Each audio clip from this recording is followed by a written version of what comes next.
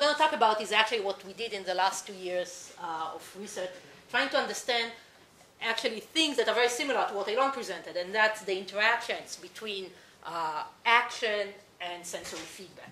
Now, it's, as Elon again said in his introduction, we are now aware of the fact that the motor system works in a closed loop manner.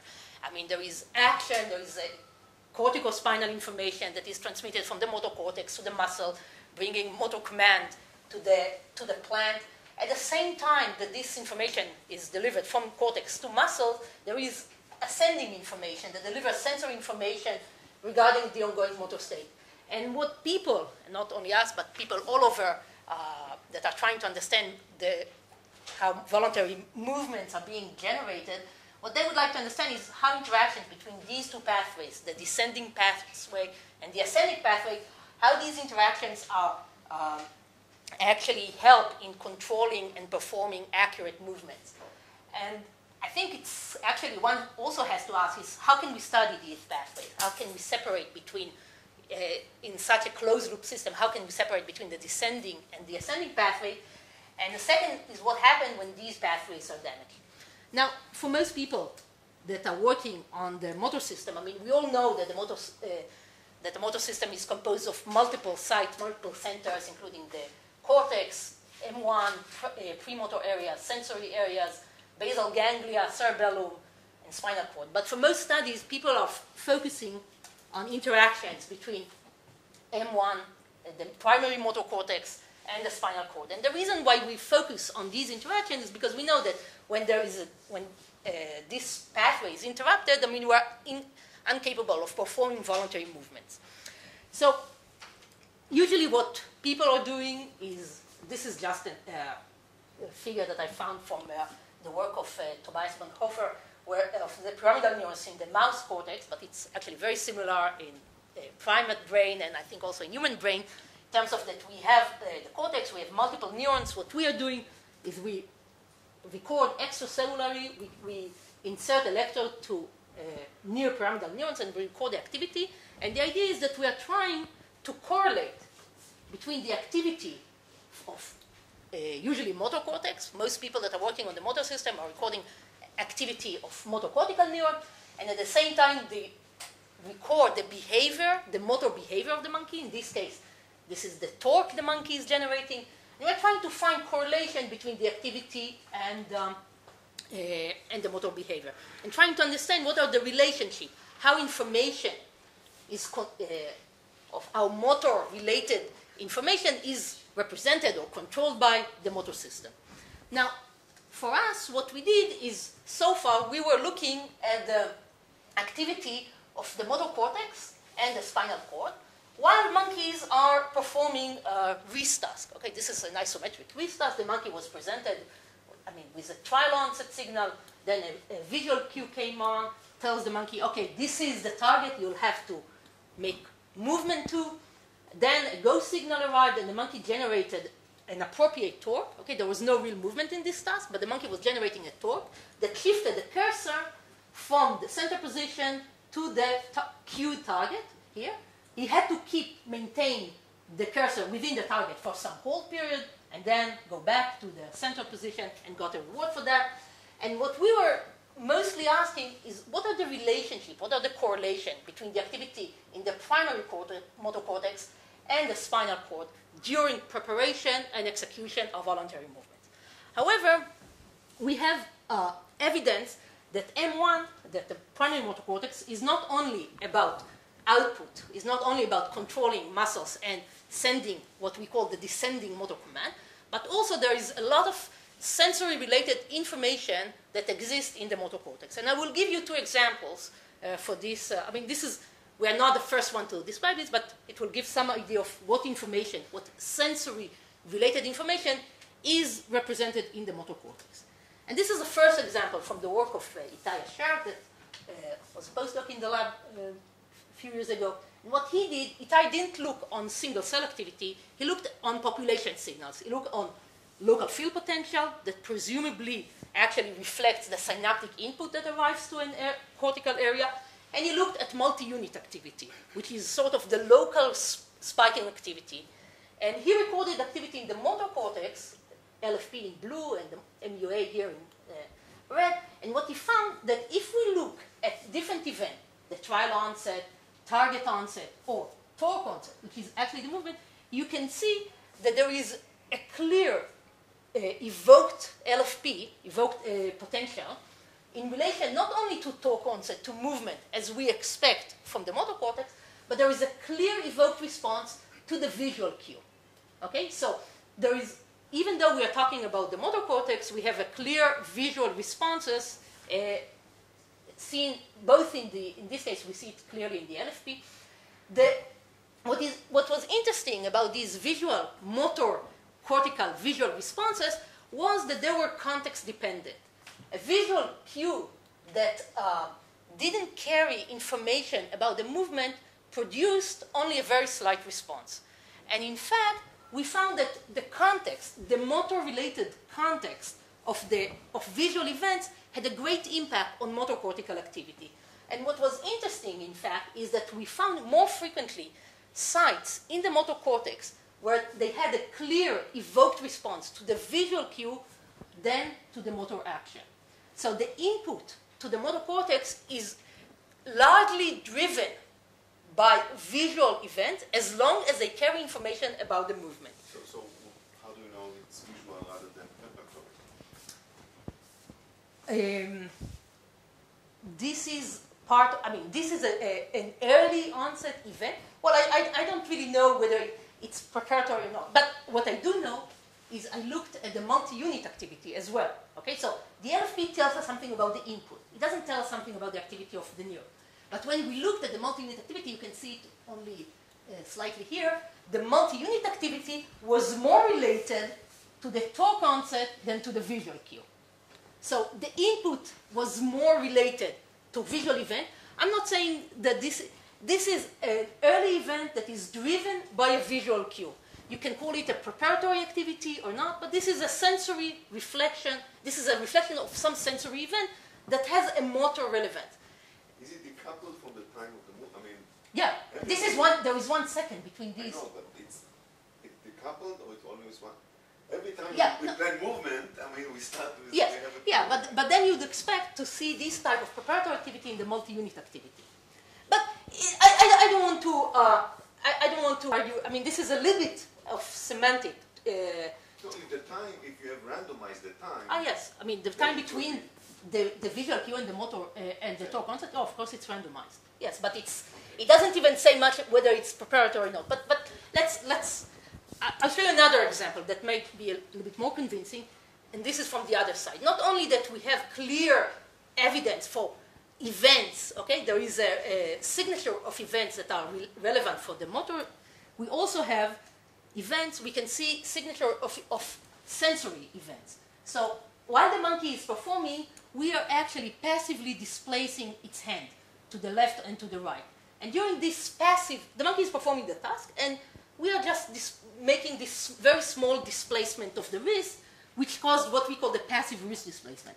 In response to these events, we can see here the activity of a spinal neuron. Okay, so this is the onset and the offset of displacement to one side, and this is the onset and the offset of the displacement to the other side. We can see a very clear response of the neurons in relation to these passive events. Okay, and this is very well expected because neurons in the spinal cord should code what is going on in the periphery. This is probably a monosynaptic response to the peripheral information. However, even if we go to the motor cortex, we can see very clear and reliable response of motor cortical neurons in relation to the same event. Now, here what we see, the latency is a little bit longer. It's a little bit difficult to see here because of the time scale. The latency is a little bit longer than in the spinal cord, but the reliability is very high. And we are talking here the motor cortex, which is at least 4 or 5 synapses away from the periphery. So despite the fact that we are actually looking at activity that had to propagate 4 or 5 stations, okay, depending on the exact pathway, we still maintain high reliability of the response. Yes? Is the monkey resist So the monkey, okay, so this is an unpredictable displacement, okay? Does it react? Yeah, but there is a reaction, yes. There is some reaction. It's a long latency reaction. The response here is a very brief. It's between 2 to 5 milliseconds, and the response of the monkey is much longer. Okay, so what was interesting for us is basically we're talking about the motor cortex. Now, what you can see here, there is all these bursts that may tell you this is in fact, at the same time, when we record from this neuron, the monkey is performing the task. So there is task-related activity here. And despite this displacement, the monkey is managed to perform the task correctly. And at the same time, the motor cortex, not only controlling the task, but also coding some information about peripheral events. So, can you show us the motor-related task? Or, no, it's not, because the perturbations are come at like every 4 seconds, so it's completely unrelated to the task. Okay, but based on this finding that there is actually a lot of incoming information that has a large impact on motor cortical activity, what we are interested to learn is what is the role of this ascending information. So we know that the motor cortex receives multiple sensory information that can be conscious and unconscious. And the question we had is what is the impact of this information on the ongoing motor action? So if we look back to the motor system diagram, this is the motor cortex and the primary motor cortex. We are talking about two loops that are modifying motor cortical activity during normal motor behavior. The one loop is from the sensory areas to the cerebellum. And the cerebellum at the same time receives information also from the spinal cord. And the output of the cerebellum via the thalamus feeds back to the motor cortex. And this is one way of modifying information in the primary motor cortex.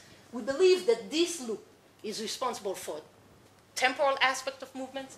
The other loop that is important, though I won't talk about it now, is the loop that from the sensory area to the basal ganglia and back to the more premotor cortex. There is a great overlap between these pathways. And while so far we were looking at the interaction between primary motor cortex and spinal cord, what now we are trying to understand is first the information that is transmitted from the spinal cord to the cerebellum, but what I'll show here is how information from the cerebellum via the thalamus modify the activity in the motor cortex. So how do we study this pathway? And this is one of the major problems when we study motor cortical activity. We want to understand what is the impact of specific pathways. And the problem is how we are how do we activate or deactivate specific pathways that feeds back to the motor cortex. Now here anatomy actually is very helpful because the output of the cerebellum is actually goes to, via the superior cerebellar peduncle, which is a bundle of fibers that connect from the cerebellum to the thalamus and, of course, from the thalamus back to the motor cortex. So what we did is we chronically implanted a stimulating electrode at the cerebellar peduncle, and we were able to stimulate via this electrode and in this manner to activate this pathway. So this is just examples of two monkeys that we actually, this is a little bit difficult to see, but you see here some electrode. Here it's very easier to see the electrode that goes all the way to the cerebellar peduncle. Okay, so this is the cerebellum. This is the cerebellar peduncle right here. Now, so what do we do? The first question that we have is what is the efficacy of this pathway? How potent is, if we stimulate in the superior cerebellar peduncle, what is the impact on motor cortical activity? It could be that this is a minor pathway or not. I mean, this is the first question that we have. So this is just an example. We record activity in the motor cortex, and we measure the response to stimulation. This is a single pulse stimulation in the superior cerebellar peduncle. So we give this in about 3 hertz, or every 300 milliseconds, we give single pulse stimulation of 150 microamp and measure the response in the motor cortex. So this is an example of a motor cortical neurons that responded to this single pulse stimulation. You can see here, or some of the traces a bit larger, more in some zoom in. You can see that in response to this stimulation, there is in some a bit variable latency response of a single motor cortical activity to this stimulation. But the most frequent type of response was of this type. Here, this is just the traces, the single unit, or the compound single unit data before sorting, okay, that was recorded in the motor cortex in response to stimulation that occurred here. And what you see here is the sum of the rectified signal, okay? So what can be seen here, and also in this may be clearer in this quantification, is that in response to single pulse stimulation, there is a very profound excitation, that is brief excitation in the motor cortex, that is followed by a prolonged inhibition at about 30 to 50 milliseconds of inhibition, okay? And then a period of re-excitation. Now, the question is, of course, what is the source? I mean, the excitation is very clear, but what is the source of this prolonged inhibition? So, of course, one intuitive answer is that all the cells fire in response to this stimulation, and then they enter this refractory period. But if you see here, and that's the common finding that we have, is that if we look at single traces, this is the period of the no activity. There is no activity even if the cell didn't fire in response to the stimulation. Okay? So this inhibition is independent of existence of a spiking response, which tells us, at least indirectly, that this is an active inhibition that is going on. Another option, okay, this is just another example. Again, you can see stimulation. Now we are talking, again, 2 synapses away. I mean, we are stimulating at the entrance to the thalamus. So what we see here is response of the cortex after, after transmission of information in the thalamus. Again, stimulation, there is excitation, decrease of activity, inhibition, what we think, and again, a re-excitation, and maybe another phase of re-excitation. So one option is that this, in fact, actually reflects events that are taking place in the thalamus.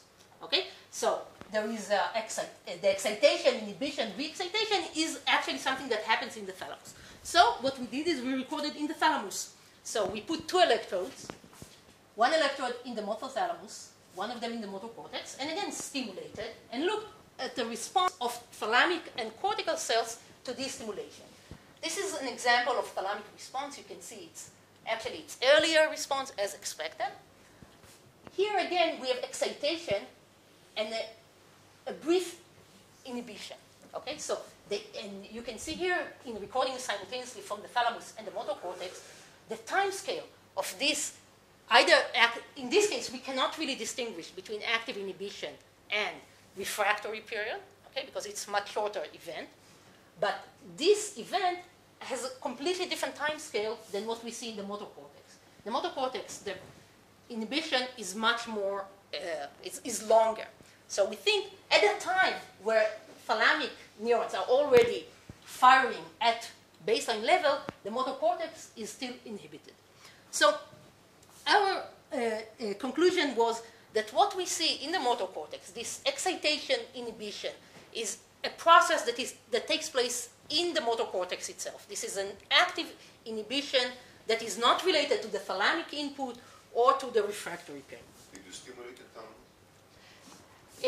We still didn't stimulate in the thalamus. Okay, so this is okay. The thing is that it's not equivalent, right? Because if you stimulate here, you stimulate the entire fibers. Here we need to stimulate. I mean, it will be. But this is, again, as I said, this is work that we've done actually in the last year. So there's still plenty to do. But what people found, and the reason why we suggest that this is indeed a feed-forward inhibition mechanism, is that people in the sensory thalamocortical system did find feed-forward inhibition. What they found, and this is work that was done mostly in the barrel cortex of the rat, is that fibers from the thalamus actually reach the cortex and affect both fast spiking, which are inhibitory neuron, and pyramidal neurons. However, the synaptic input to the fast spiking is much more potent. the synapses are stronger, so the conductance of single synapse on the fast spiking is and also the fact that these neurons are smaller makes a single thalamic spike affecting fast spiking has a much more pronounced impact on the fast spiking neurons compared to the pyramidal neuron. And this is actually the work that showed this. This is from the Barry Connor's lab that showed that indeed on fast spiking, you can see here, this is the conductance of the synapse on the fast spiking cells versus the conductance on the regular spiking, presumably pyramidal cell. And you can see that the synapses are larger, the impact is stronger. And according to their behavior, a single thalamocortical fibers affect both fast spiking and pyramidal cells. However, this synapse is much more pronounced, and by itself, the fast spiking that inhibit not only the pyramidal cells but also inhibit themselves, okay, produce this what we call a feedforward inhibition. But the problem is, of course, that this is an example. This work was done in the sensory cortex. It is not clear that the exact mechanism that happened in the sensory cortex also valid for the motor cortex. One of the things that are different between our finding and what people found in the motor cortex is the laminar distribution of these input. So the motor cortex actually has very pronounced layer 2 and 3 and layer 5. There is hardly any layer 4 in the motor cortex, okay? The layer 4 is redundant, it's almost non-existing, but there is very thick layer 5. And if we look at the input of the thalamocortical input to the motor cortex, we can see, and this is the cortical surface, and as we go deeper, the first response, the first thalamocortical input on the motor cortex actually reaches deep layers, layer 5. And only later, there is an excitation of layer 2 and 3. Now, again, in layer 5, these are where all the corticospinal neurons actually sit. So the thalamocortical input has a direct access to the corticospinal output. And in this manner, thalamocortical input actually can modify the motor output from the motor cortex. What are the kinetics of inhibition? Sorry? What are the kinetics of inhibition? This long-run inhibition, do you think that's because the inhibition itself is lost for long enough, or the cells are spiked for long enough? I still have, I mean, I don't have right now any idea of why do we have such a long, in the literature, when people talk on feed-forward inhibition, they're talking about the non-act, these are usually slices, and there the inhibition is much shorter. Here we have a very long inhibition, and what to me is even more puzzling is the re-excitation. Okay, so we have a re-excitation after this long inhibition that is, again, a puzzle for me. So the time scales is still unclear to me. But if you're talking about time scales, actually the activity, this input from the thalamus to the motor cortex affects the entire motor cortex. And this is just this is the lateral surface of the brain of the monkey. This is the central sulcus, the primary motor cortex and the premotor area. Our recording takes place in the motor cortex, some of the sensory and premotor cortex. And we found that, in fact, this input from the thalamus is actually spreads across the entire motor system, the entire motor cortex, in an organized fashion. And what I'll show you here is a small movie, okay, that actually shows the 80 millisecond after stimulus onset. And just kind of to make it clear, what we will look is on 2 layers. Okay, so this the picture will be made of 2 frames. One of them will show what is going on in the deep layers. This frame will show what is going on in the more superficial layer. This is roughly the central sulcus and M1 and premotor cortex. And what you see here, I mean, in red means high activation. In blue, it will reflect inhibition, but green is 0 response. And I will keep just 1 second. The scale, actually, 0 will always be green, but I'm changing the scales because there is you cannot show this in a single scale. Okay. The points in the sensory area are recordings from the sensory area? Yeah. No, well, it's both. Okay. Okay, so but you'll see it. I mean, we also recorded in the sensory cortex, okay, because it's very difficult for us to know in advance. I mean, kind of, we don't know exactly where we're going to put the electrode. So, but we have almost but there is also some of the smoothing. Okay, so the layer 5 cells, M1 cells, don't project to the cerebellum. No, okay. There is no direct projection to the cerebellum. Okay, so they could project to the brainstem, and from there to the cerebellum, they project to the spinal cord and to the striatum. Okay, so these are. And this is from multi-unit activity or from No. free or? This is the rectified signal of single unit activity. These are all single unit activity. Okay. So what would But- rectify? No, because I'm looking at. Actually, it's a multi-unit activity. Okay, but it's dominated by the nearby spikes. Okay. So, sorry. Okay, so we'll show you the movie. Okay. Oh, come on. Hi. Oh, okay. So, brief excitation followed by a prolonged inhibition, and then a re-excitation will come up soon that starts in the premotor area and propagates back to the motor cortex, and then inhibition and excitation. And only here, very late at about 70 to 80 milliseconds, you see some responses in the sensory areas. So basically, and I'll show you.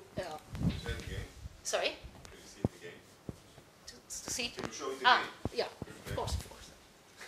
Okay, excitation followed by inhibition. So the excitation starts from from primary motor cortex to the premotor cortex, inhibition.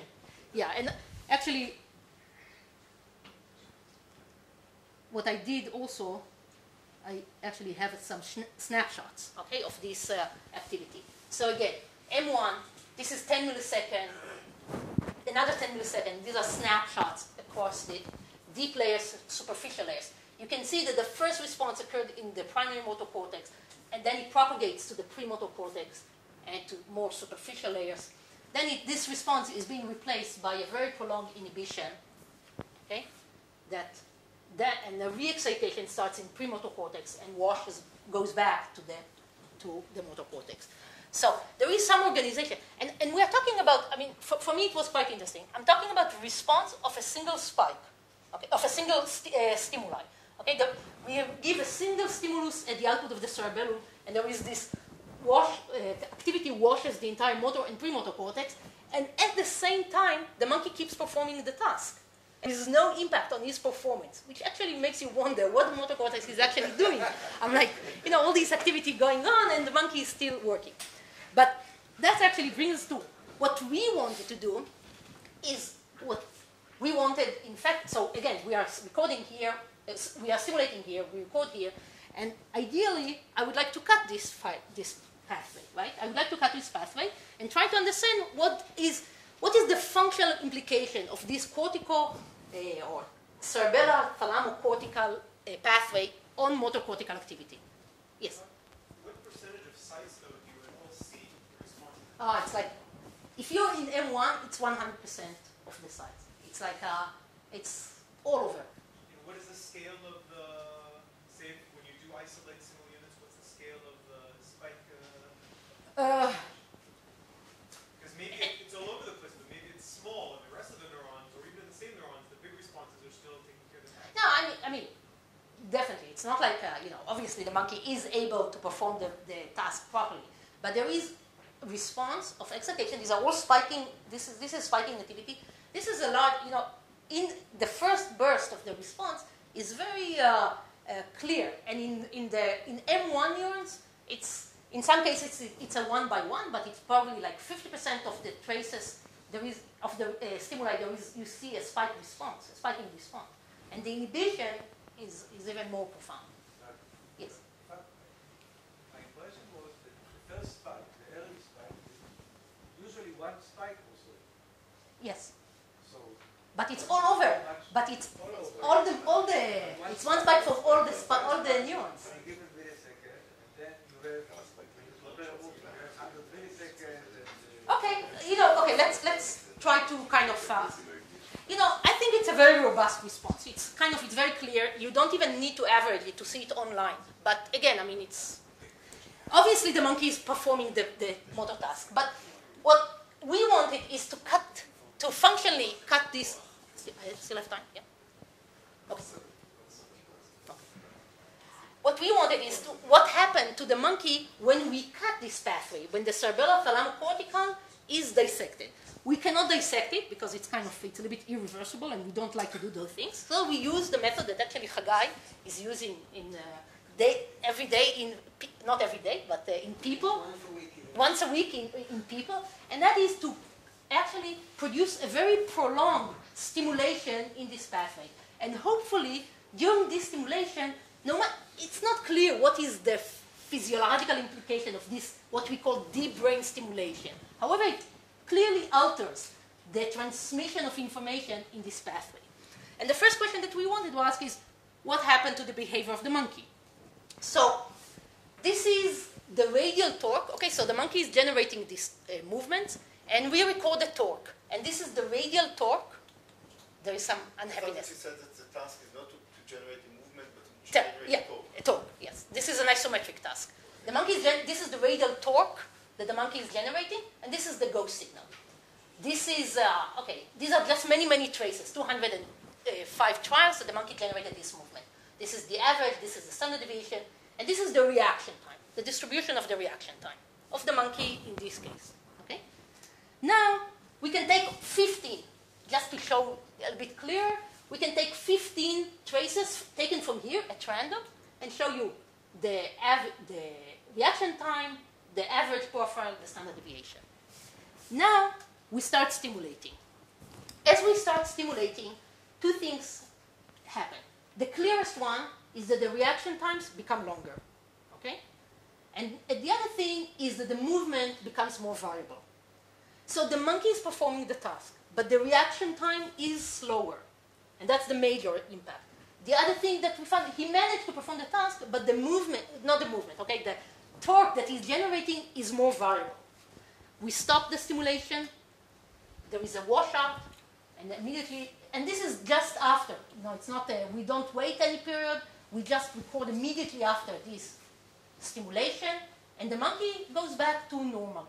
The reaction time is normal, and you can see here, this is just in gray, this is the distribution of reaction times before stimulation. You can see here that the reaction time becomes much longer.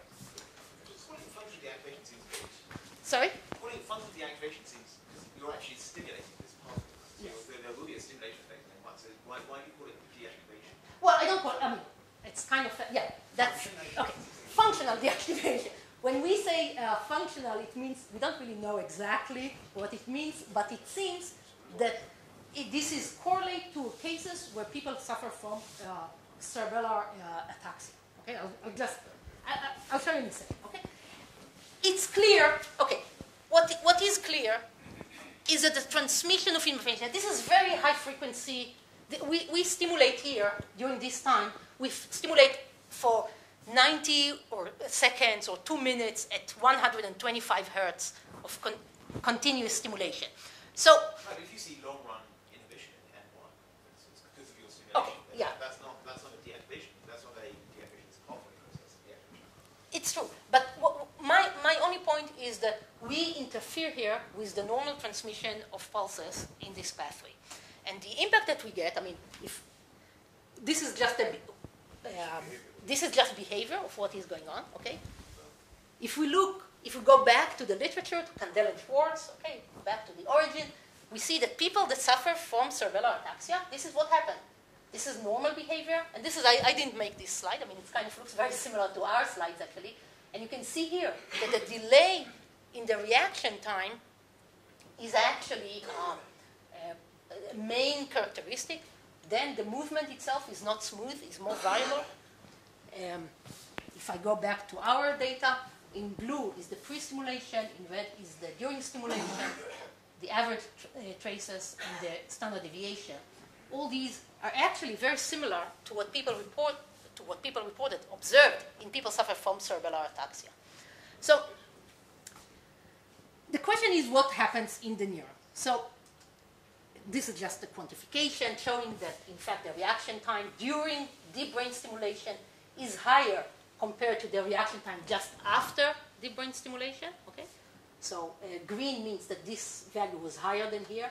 Here we look at movement time. Movement time was not larger, was not statistically larger during stimulation compared to after stimulation, but it was more variable. The standard deviation was larger, and the whole time didn't change.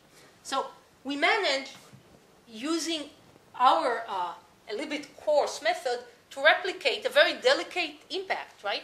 We managed this. No, but this is the test I did is I did also a non-parametric test, like just a sign test to see. And you can see here the number of green lines. This is just for people that are more suspicious than others.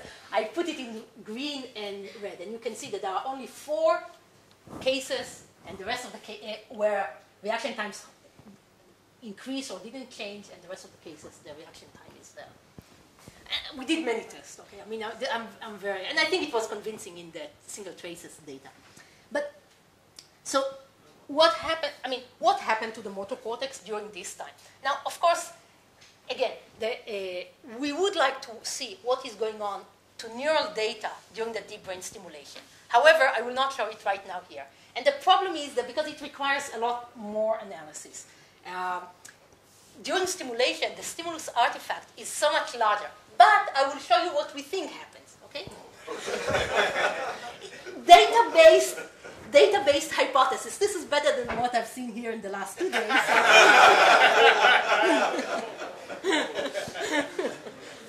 Okay. So this actually, what we think is that the mechanism of feed-forward inhibition via the thalamocortical pathway is critical, via the cerebellar-thalamocortical pathway, is critical for shaping motor cortical activity. And this shaping is important for producing rapid and appropriate movements. This actually brings us back to our work on the motor cortical data in the motor cortex and the spinal cord during the task. And what we did is we recorded activity of spinal neurons and cortical neurons when the monkey performed the task, and we looked about the response profile of cortical neurons versus spinal neurons during task performance. But we focused on the preferred direction. Okay, so we looked, what is the, here for example, this is movement onset, this is, torque onset, this is the cue onset, and this is torque onset. Okay, for the spinal neurons, for cortical neurons, you can see that there is a clear response to target here, and also for the cortical neurons. And we say that in this case, this is the preferred direction, here and here. And our question is, what is the common, sorry? What's the gap? This is the randomizing, this is the effect of the randomization. The time between here and here are not equal, so I had to separate these, okay? So what we wanted to know is what is the response profile of cortical and spinal neurons at the preferred direction. And what we found, if we look at torque onset in the preferred direction and average it across the entire set of neurons, of cortical neurons in red and spinal neurons in blue, we see a clear difference. Cortical activity around torque onset is transient. Now, the monkey has to sustain active torque, but the cortical signal, the average cortical signal, is transient. On the other hand, spinal neurons tend to fire in a sustained manner. You can see when we look at tuned cells at the time where the monkey has to return back to center. We look at the cortical tuned cells and the spinal tuned cells. You see that the cortical, actually, at this time, tuned cortical neurons are actually phasically active around the return to center, while the spinal neurons tend to go back from previous level, elevated, back to rest. Which, in our mind, seems that cortical signal tends to be transient, and spinal signal tends to be sustained. We actually also look for cells that were tuned during torque onset and torque offset. What is the difference in the preferred direction between these two epochs? So I'm plotting the delta in the preferred direction, the difference in the preferred direction for cells that were tuned here and here. For cortical cells, most of the neurons tend to have 180 degrees shift between torque onset and torque offset. For spinal neurons, this was around 30 degrees, closer to 0. So, Are these spinal motor neurons? Or no, these are spinal, 99% are spinal interneurons. For spinal neurons, the tuning is at the onset of the movement and at the offset of movement. For cortical neurons, neurons are actually tuned at the onset and stop firing, and at the offset, but from the 180 degrees, from the, actually the 100 degrees apart target. Okay? So we have a very different, during this sustained activation, we have a very different cortical and spinal signal. Now, this is a slide that I have a really bad luck with. Okay, so 2 minutes, okay? Yes, 2 minutes, that's all I have. I just want to say that I never really talk about information. And the only time I talk about it only 2 times. And it's always when Peter Latham is in the crowd. And I feel very, very uncomfortable about this. However, nevertheless, despite that, I will talk about, we computed the information, the direction-related information, the average direction-related information of cortical and spinal neurons. These are cortical neurons. This is the torque onset, and this is the conditional information from posture, but I won't go into this. This is the direction-related information of cortical neuron and of spinal neuron. And when we had one monkey where the whole period was much longer than the rest, than previous monkeys, and you see the result here. The cortical signal didn't scale with the duration of the whole period. On the other hand, spinal neurons did fire. So, despite the fact that we have a movement, a sustained whole period, for some reason, cortical activity is transient and spinal activity is sustained. Spinal activity and muscles, and I won't show it here.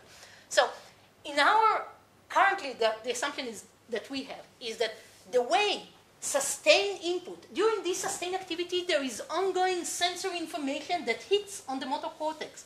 And the way that, in fact, the motor cortex is, fires in a transient manner is due to this feed-forward inhibition system.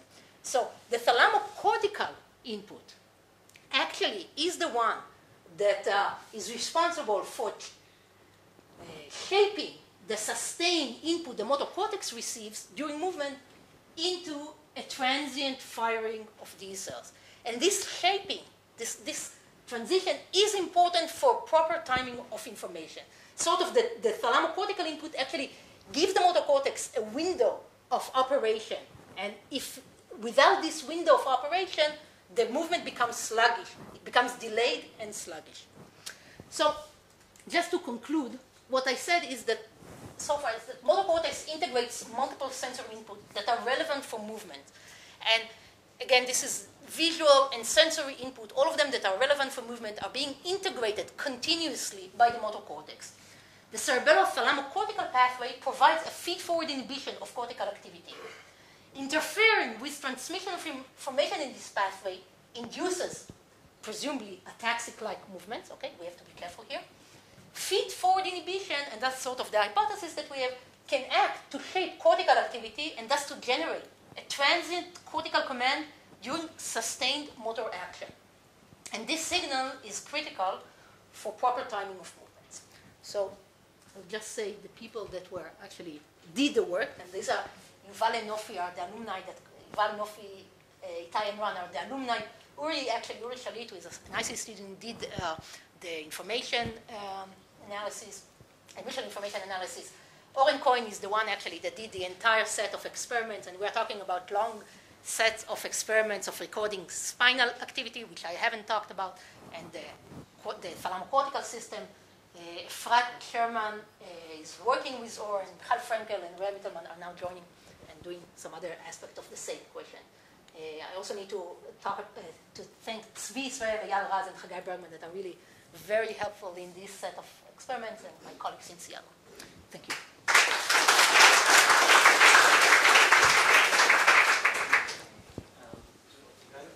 The preferred direction changes.